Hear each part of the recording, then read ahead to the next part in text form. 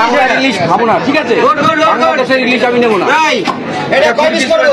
20 আমার ওই আত্মীয় স্বজন। আচ্ছা আচ্ছা ঠিক আছে বন্ধুগণ, দেখুন এই এক পিস ইলিশে 20 পিস মাছ হবে। এটা ইন্ডিয়ান মাছ। দাদা এইটুকু মাছ 20 পিস করলেন কেন? আমার ওই বাড়িতে আত্মীয় স্বজন এসছে তো। অতীত এসছে বাড়িতে। বাংলায় তো বড় মাছ ছিল। না না, বাংলাদেশের ইলিশ আমি খাবো না। আসসালামু আলাইকুম।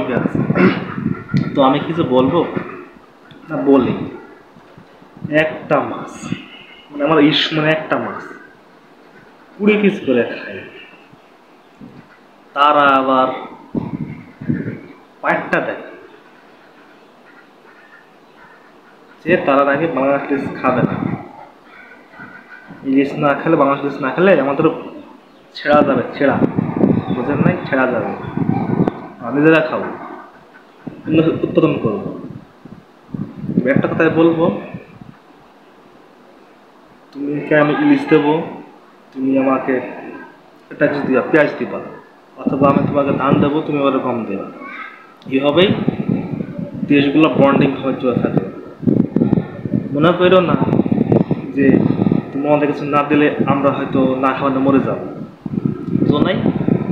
তোমার যেমন কেনার প্রয়োজন আছে, আমার তেমন বেচার প্রয়োজন আছে। তোমার যেমন বেচার প্রয়োজন আছে, আমার তেমন কেনার প্রয়োজন আছে। তোমাদের বাংলাদেশ ইন্ডিয়ান যে পেঁয়াজ পচে পচে চাষের ঢুকে যাবে তাখানে, বুঝো না? আমাদের দেশে আসে বলে তোমাদের ইন্ডিয়ান চাষিরা কিছু টাকা পায়। আসছে আমার বাংলাদেশ ইলিশ খাবো না।